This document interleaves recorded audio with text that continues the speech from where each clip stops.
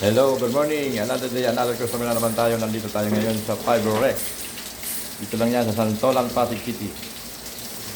Yan, suki na natin dati to.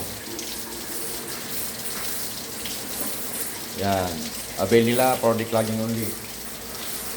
Kasi palaging baboy ang ulam ni na ma'am.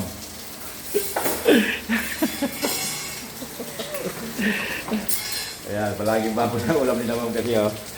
Kaya nagbabara yung ano.